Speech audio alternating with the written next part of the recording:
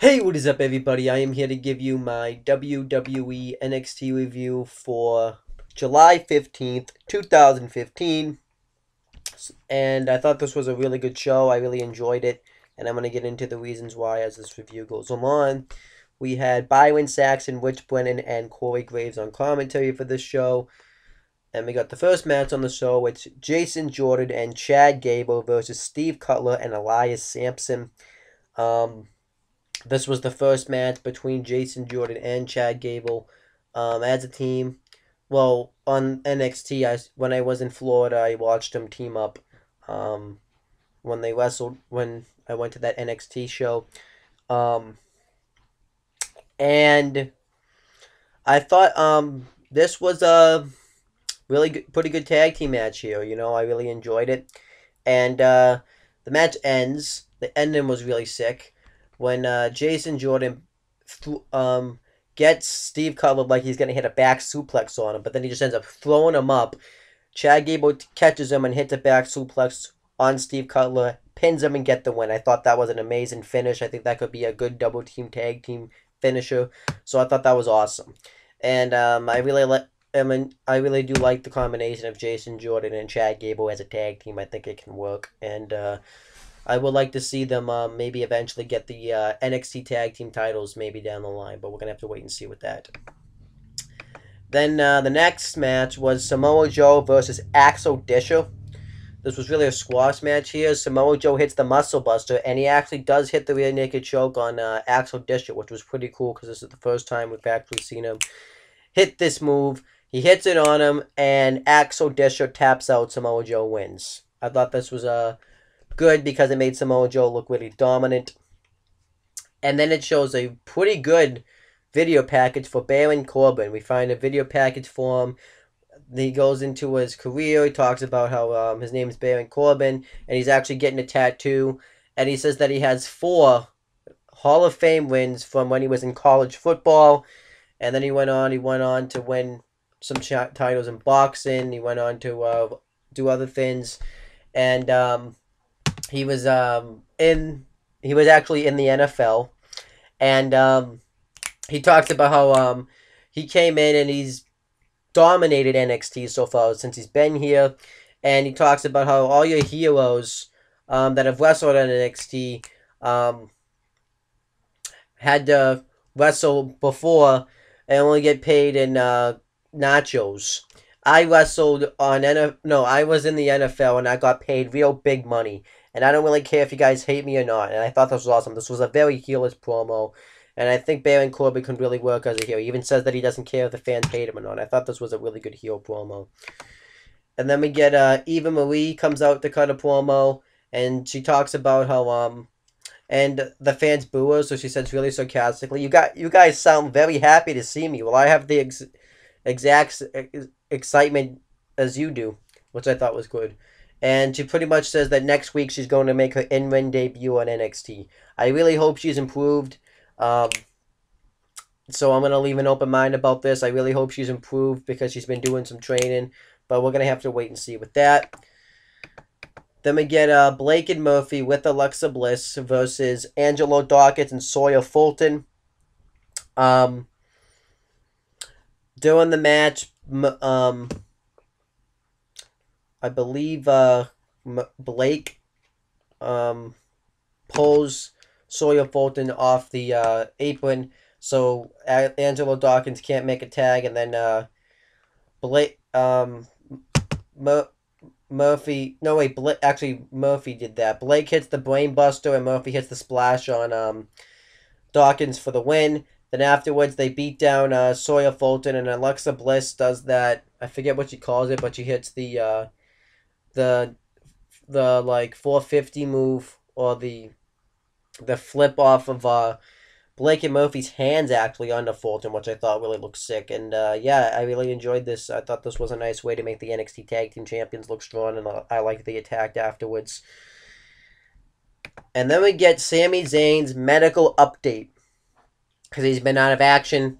He even comes out and talks about it. He says, if you didn't know, I recently had shoulder surgery.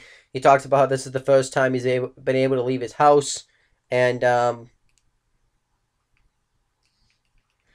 And he says that my update is pretty obvious that it sucks. It doesn't look good for me. He talks about how 2014 was one of the best years he's ever had because he ended the year as NXT champion, and now 2015 ended up being the worst year because he's not even going to be able to come back by the end of 2015. And he says, but he's not going to remain doubtful. He's not going to cry about it. He's going to make goals. And he talks about how his goal, some of his goals, is to get his shoulder back into good health again, to come back and win the NXT Championship. And he also says, and he also says that he wants to come back because he talks for Kevin Owens. He says even though he's on Raw and everything, throughout your 12 years of your career, your career has always evolved around me. Our paths have always crossed, and it's going to stay that way for the next 12 years. And he says he's coming back for revenge, and he's coming back to get himself some of Kevin Owens, and then that was it. I thought this was a really good segment. I really enjoyed this. And I can't wait to see Sami Zayn come back. I can't wait to see until he's fully healthy. And it looks like they are going to finish out the Sami Zayn Kevin Owens feud. I don't know if they're going to wait until Sami Zayn gets brought up to the main roster. He'll just maybe immediately go up to the main roster or what. But yeah, I can't wait to see Sami Zayn come back. I really want to see him come back. And I really do like Sami Zayn. He's probably one of my favorite guys on NXT. So I can't wait to see that. And then it cuts to a event at NXT Comic Con. And William Regal makes an announcement. And there's a bunch of wrestlers there too. Kevin Owens was there. Charlotte was there. Sami Zayn. And the NXT champion, Finn Balor. And William Regal makes an announcement that at NXT TakeOver on August 22nd in Brooklyn,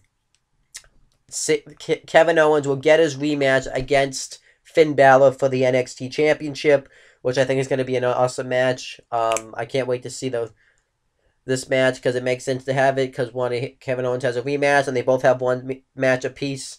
Victories over each other. Kevin Owens won the first match and then Finn Balor won the match in Tokyo, so I can't wait to see their third match. And Kevin Owens talks about how tells Finn Balor that he better enjoy that title because you're not going to have it for long.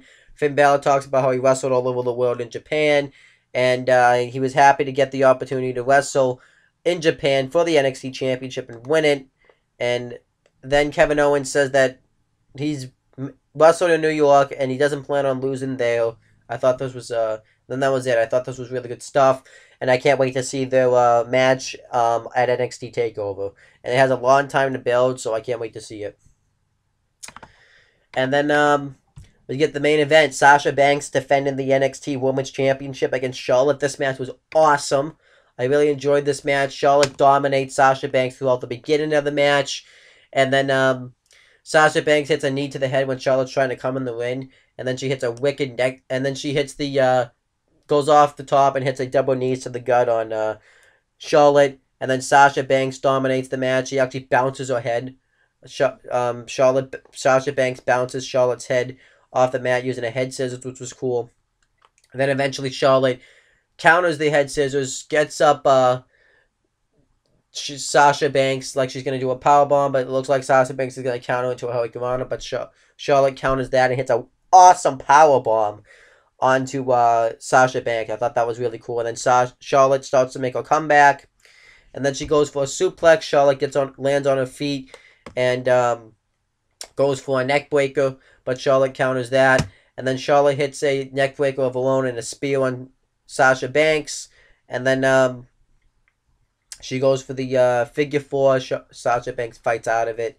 And then Charlotte hits a big boot. And then Sasha Banks gets her in a submission. And then eventually Charlotte gets her in. What else did Sasha Banks do?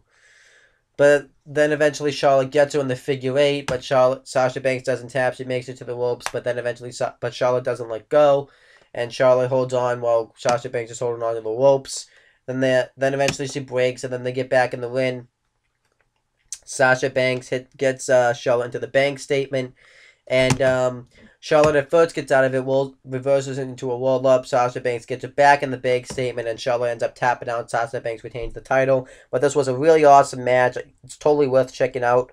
and then eventually they show respect for each other. They hug each other at the end of the show, and I thought that was really awesome. Now I really liked this show. I liked pretty much everything on this show. That there wasn't really nothing to complain about. I thought NXT was really good this week.